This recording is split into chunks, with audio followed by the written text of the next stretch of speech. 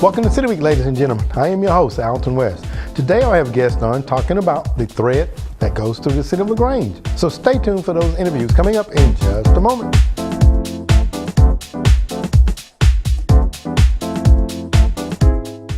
Nobody wants to be stopped by a law enforcement officer. Everyone wants to feel safe. So we've trained our officers to first listen and then explain. We ask if you have contact with one of our officers, you listen, give him an opportunity to explain, comply with his requests, and if there's a problem, contact us so that we can investigate your complaint. Listen, explain, comply, then complain. Our safety and yours matters.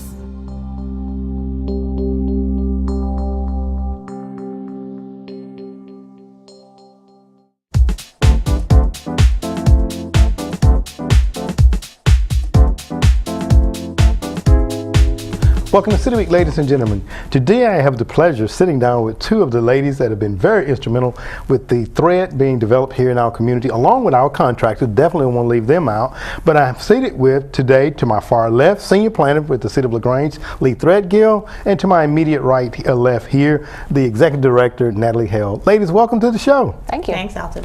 Well, that was a mouthful for me to try to get out there, and I hope I didn't bounce it up any, ladies, just to be honest with you. But we want to jump in and talk about the development of the thread, how that came about, and where we are at this point in the process. Now, I want to start with you first of all, if you don't mind. You are the Executive Director of Friends of the Thread. Talk a little bit about that, if you don't mind. The Friends of the Thread Group is a nonprofit 501c3 corporation, and we are tasked with raising fundraising for the thread, for the maintenance, and promoting the thread in the community. Okay, and you know, talking about promoting, we finished the first phase of it, and I must say I've been out there a few times myself. And Lee, I'm gonna jump over because you're the Senior Planner for the City of LaGrange, and I know that you and Natalie have worked very, very close together to make this to come to fruition. Talk a little bit about your experience and what that first phase means to the City of LaGrange. Well, and I think that it was a long time coming. You know, we started this project years ago, really.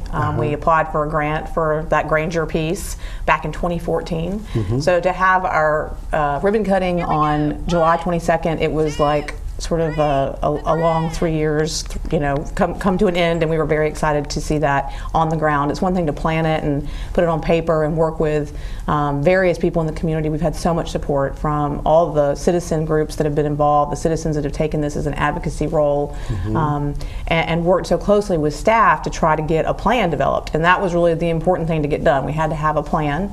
And then once we got that plan, we just started implementing it, and we're still going. So when we got that first phase done, it was sort of like, okay, we've started, we've got momentum, now let's keep going and let's get some miles on the ground. Okay, and speaking of miles, ladies, the first phase of it, tell us what's the length of the first phase of it? Either one of you, please. The first phase is 1.2 miles. Okay. And it's a 0.9 mile loop and then a 0.3 mile spur up behind, up to West Harrelson. Okay, all right. And I've been out there, as I stated, and I've seen it being utilized by, you know, the young at heart to the seasoned, myself, and seasoned and more seasoned, and it's been a very well asset in our community here. And you were talking about, Natalie, a moment ago, to raise funds for the maintenance of it. If there's a viewing person that's watching now, what would you say to them in way of them helping us to maintain it? If you're out walking the thread and you see trash, pick up the trash. And we have doggy stations along. If you're walking your dog, please don't let your dog, you know, use the restroom on the trail without cleaning it up. So just everyday awareness. We also have Adopt a Strand, where civic groups, individuals can adopt a certain portion of the thread to maintain it themselves. Oh, okay. All right. Well, very good. Now, in talking about raising those funds, and if there was someone watching too, Natalie, if they wanted to contribute, how can they do that? They can go on our website. We have a website. It's thethreadtrail.org, and you can donate straight through there. You can also buy merchandise from there. We have you can see the maps, see where we're currently building right now. It's a great website. Okay, well, very good. And that was our first leg of it, and we were all very excited about it. I came out to the ribbon cutting, was very well attended, and we're not just stopping there, because I know that we've already gone ahead and embarked on the second phase of the thread. Lee, talk about that for us if you don't mind. So we are under construction, and we've got some concrete poured. So this next phase is coming to life very quickly. It's about a 1.6 mile stretch of trail, and we did split the location of the first phase and the second phase, and we did that intentionally. We really want to balance the implementation of the trail system so that we can bring it to different parts of the community, and they can sort of touch and feel it and understand what this could mean in their neighborhood. So this 1.6 miles starts at Mike Daniel, and it winds through Harrison Shuford, and then through the Calumet Center Business Park, and then crosses Nile Street and winds through East Side Park and comes out at the Twin Cedars campus at the corner of Daniel and Ware Street.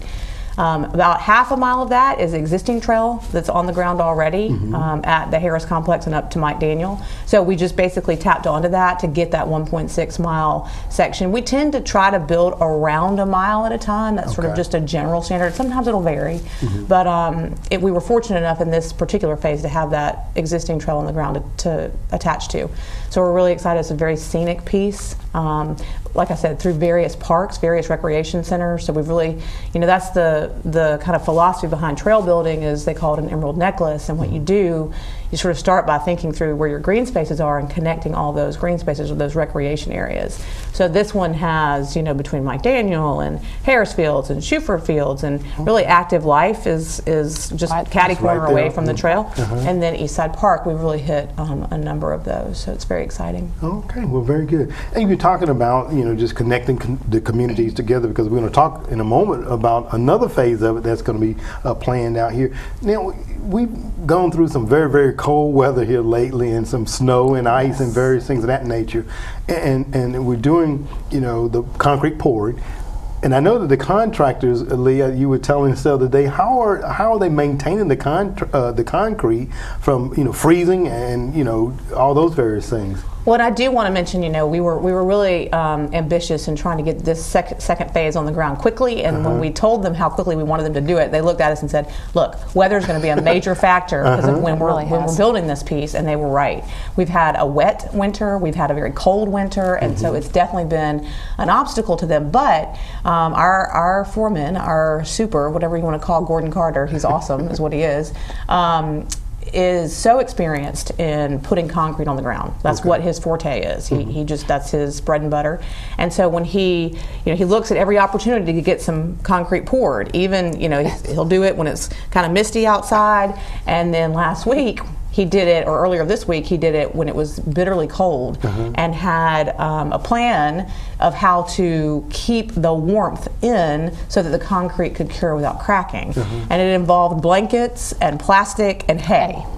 And when we went out there and saw John, one of the other kind of head guys on the job that was overseeing that, he said, "We're basically creating a greenhouse for the trail right now to keep this heat in so that the concrete cures properly." So we're hoping that it did. We haven't been out to look yet. They're supposed to be taking it off today. The blankets were still on yesterday when we went by. So we're hoping that it worked like a charm. Absolutely. And you're talking about the experience of the contract, because I think they were the same company that did the trails in Carrollton as well. So they have that experience, and they've done a number of trails, I understand, throughout the southern states here, I do believe, in South Carolina, if I'm not incorrect. They have. They've done a lot in the region. So they've got a lot of experience. A lot of experience there. And you were talking about the emerald necklace, the winding through, connecting the green space and various things. I know that a couple of weeks ago, we went in to see a bridge installed. That's right. Talk a little bit about that, if you don't mind, Natalie. It's our first bridge on the project, and it's the first of many.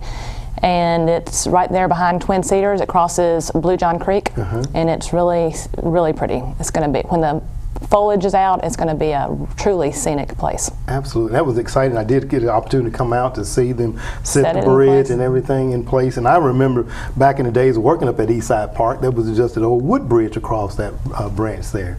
So that's very exciting to see a longer bridge span that creek now. It's nice to be able to cross there again, because there used to be I guess there were two bridges there at one time. That's now neither one of them, they've both been washed out, so it's great to have some connectivity. That's right, absolutely. And talking about coming through the area, and then coming through the Twin Cedars campus there as well. And then I think you guys are going to be starting the third phase of it.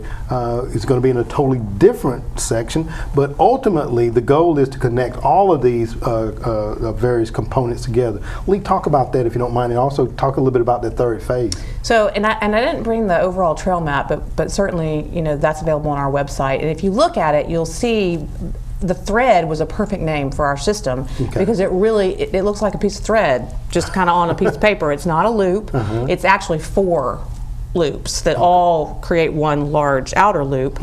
And so it does thread through the community. And the goal was connectivity. That really was, when we looked at the city and the benefits that a trail system can provide, we knew that we wanted to connect our neighborhoods, our businesses, our schools, and certainly downtown to each other with something other than just road infrastructure, so that people could walk and bike and use other forms of transportation to get around. So we're very excited. In this next phase, we're going to go back up to the Granger area, so you're going to kind of see that. It'll be sort of back and forth for a little bit, and we'll connect to where we ended the model mile at West Harrelson, and then we'll come around PNC Bank, which is at the corner of West Harrelson and Greenwood and Broad, and then we'll go out Broad Street to the roundabout, and then come down Panther Way to Vernon. And so that's about another 8-9 of a mile stretch, and it will then elongate what's already on the ground there at Granger, so that the 1.2 mile becomes 2.1 miles, and that gives people more distance to use. And a lot of people are really they're begging for that, especially for cyclists, because right now the amenity is really if you're a true cyclist, you want more miles on the ground. That's Absolutely. And it's important too. You said cyclists, Lee, and Natalie. I know that you feel the same way. It's important that we realize and get the word out once more and again that this is walking, non-motorized vehicles only. Right. And talk about the importance of that, if y'all ladies don't mind. Well, I think that it's really about safety. And we're having some struggles. We knew we would, because a lot of people, I think, were thinking, well, just no cars.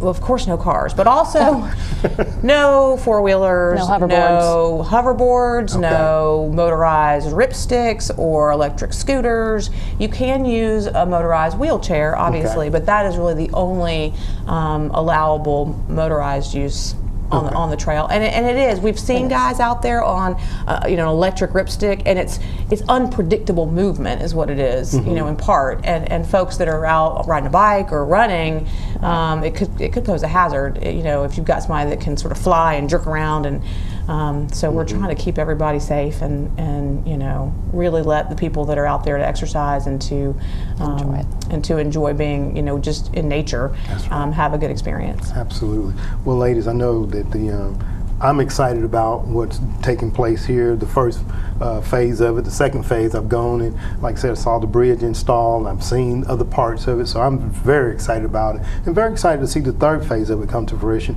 But ultimately, we want to see that whole 29 miles develop. So that's why it's so important that our citizens get involved. We just recently passed the SPLOST. We didn't get a chance to talk about that, but now we'll talk about that in just a moment, because we do have another guest coming on, Rick Brock, who's one of the president of Friends of the Thread, in just a moment. So I want to thank both you ladies for being here with us today and continue to do the great work that you're doing in our community. Well, thank you, Alton. Thanks, Alton. All right, thank you ladies both very much. Ladies and gentlemen, stay tuned for more City Week in just a moment.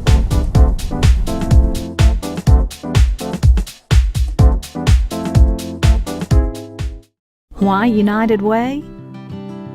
Because in some way, everyone in our community is touched by your donation to United Way of West Georgia. Yes, everyone. United Way helps 25 local agencies touch thousands of lives, even yours. To cause so many good things to happen, these organizations must have volunteers. Fortunately, more than 2,300 local volunteers are now giving time to the 25 local organizations that United Way of West Georgia helps support. Yes, more than 2,300 volunteers. But more are needed. Please volunteer your time, as well as your financial support. You'll be astonished at what you'll receive in return.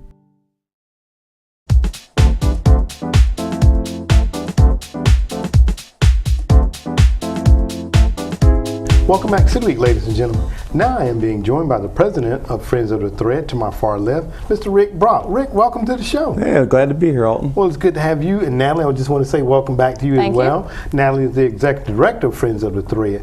Rick, I want to jump over to you as the president of Friends of the Thread. Talk a little bit about your role and why is Friends of the Thread so important? Well, I guess what makes Friends of the Thread most important is it's the way that the thread is being built. I mean, there's got to be an entity that heads all the project up. As a lot of us probably know, the Friends of the Thread actually started with a meeting at Town Hall with a bunch of citizens that basically had a passion to build trail around the City of LaGrange, well, everywhere, but around the City of LaGrange, to be able to get around by bike and walk and get out and get some exercise. And that's grown into a board of nine people now, right? 11. 11 people, see? Guy on the president of it, I know. There are. Of 11 people that are all have different gifts that brought us together. Some are good at marketing, some are good at raising funds, some are good at secretary and organizing and putting all the documents together. There's a lot that goes on behind the scenes that has to be organized and planned, buying property, working with the engineers to what's going to be next. And that's what the board does. The Friends of the Thread, as I like to define them, is you and them and everybody else getting involved in a huge community project. They're all friends. They all want to see this get done and are willing to give their time and talents to make it happen. And talking about that, when you say the Friends of the Thread, and I'm going to ask this to both of you all, how can others get involved? Because you said that the board members are made up, have various expertise. But how if there's someone that's watching the show today and saying, you know what, I hadn't even heard about Friends of the Thread, which I hope that's not the case. But how can they get involved? Well, first of all, we have a website. It's thethreadtrail.org, and on the website it has different volunteer opportunities that are listed that you can sign up for through our website. We also have you can donate money towards the Friends of the Thread. Okay. We have Adopt a Strand program where you can adopt a portion of the thread and your group maintains it. So those are just a few of the ways you can get involved. Another way is tell somebody. Yeah. Tell your relatives, tell your friends. I had somebody come into my shop a week or so back, and she saw the map that hangs on the board, hangs on the wall, and she started asking me about it. And she was not from this area, and it turned out that she was actually the organizer of the Beltline, which is in Atlanta. And come to find out, the thread is going right by her grandmother's house, literally right by her grandmother. In fact, it's right there along section number 2 that we're working on right now. And she was flat excited because she'd seen what it's doing in Atlanta to have something like that right here. So, but she had no idea about it. And her grandmother had no idea about it. And here it was going right by her house. And speaking about that, because we're embarking now on phase 2, and it's going through the areas that we talked about, starting at Mike Daniel Recreation, going through the Twin Cedars campus, going through Eastside Park. The people along the area there, how would you want them to get involved, Natalie, if you had a word to say to them? I would like for them to get involved by using the trail once we were open and protecting the trail. If they see something going on that shouldn't be going on, call the police. Just awareness, and we would just want them to get out and use it. Okay, all right. And talking about that, the awareness and the maintenance, because I want to jump into that, because we're making a huge investment. Right. And I want to ask the question to Rick.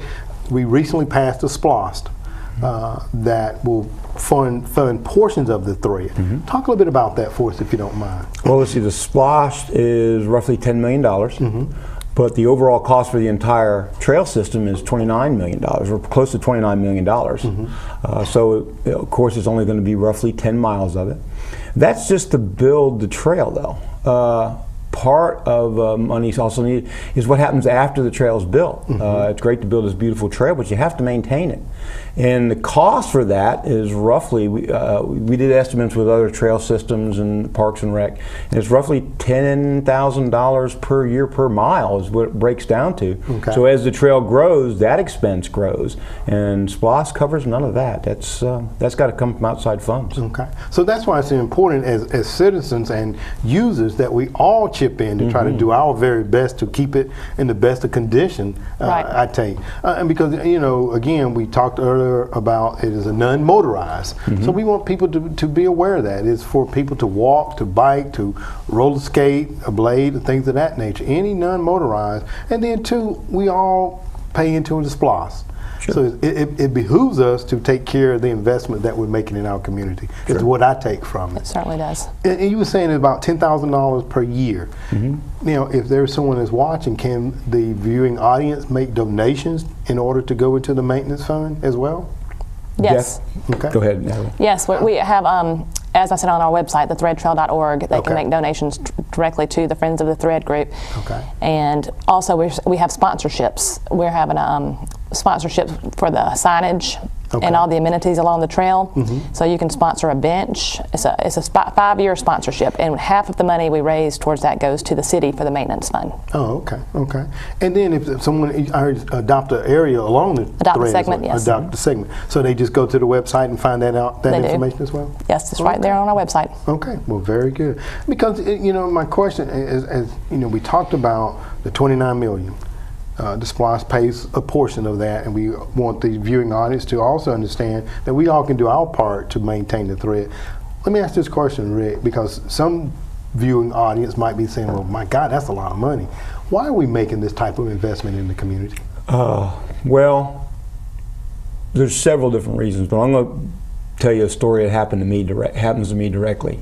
Carrollton recently completed their first section of what they call the Green Belt, which is a trail very, very similar to ours that goes around the entire city of Carrollton. This weekend, actually Monday, when it was just a little bit warmer, me and 4 other residents from LaGrange who went to Carrollton and rode our bikes around the city of Carrollton. Okay. When we got done, we went to a local restaurant and had dinner. Just so happened I needed gas, and I stopped at one of their local gas stations and got gas. To me, that's economic impact. I'm in the bike business, so I see people come to communities to do nothing but ride. They want to experience a different place to go and see different scenery. So they come to our community and bring their money or their economy to us, which also adds to the SPLOST fund, because some of that money is paid from people coming from outside the community, right? And so I paid SPLOST up in Carrollton, and we're looking for people to come. That's one reason.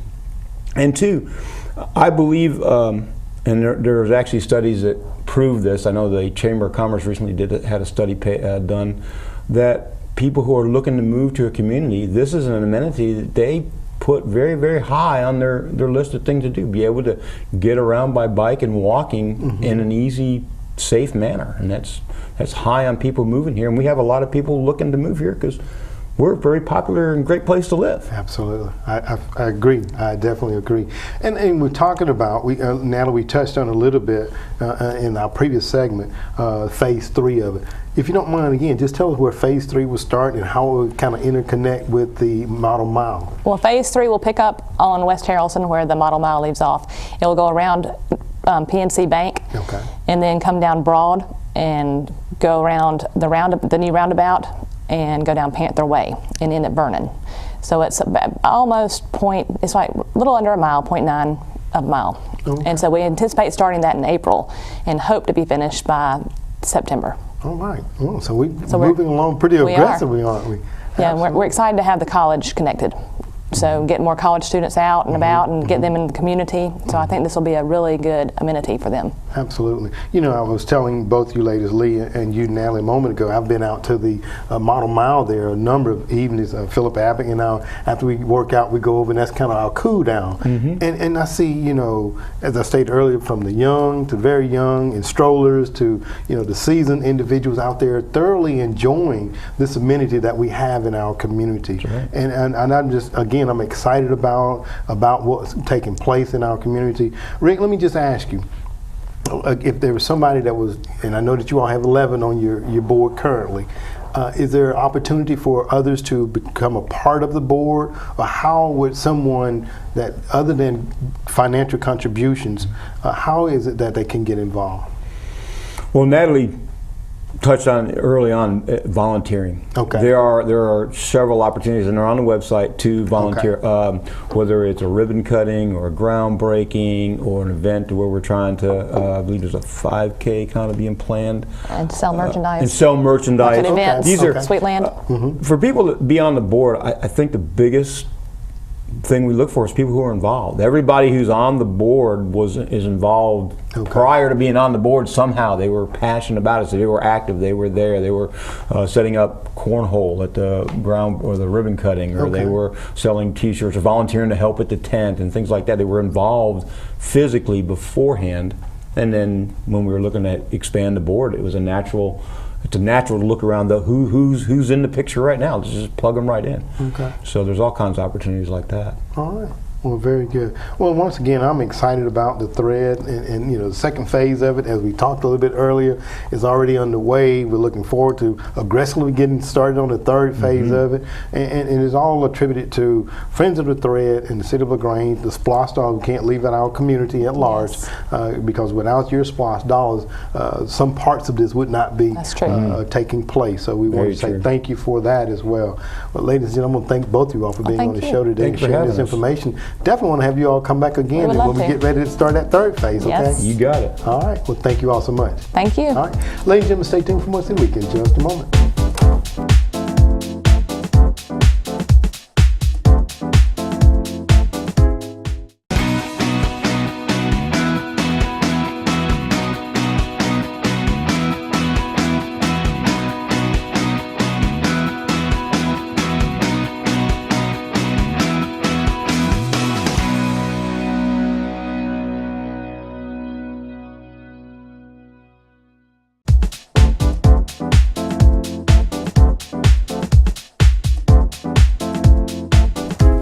Ladies and gentlemen, thank you for joining City Week this week. My guests have been from the City of LaGrange, the Senior Planner, Lee Threadgill, and also from the Friends of the Thread, the Executive Director, Natalie Hale, also with the President, Rick Brock, as they talked about the various phases of the thread.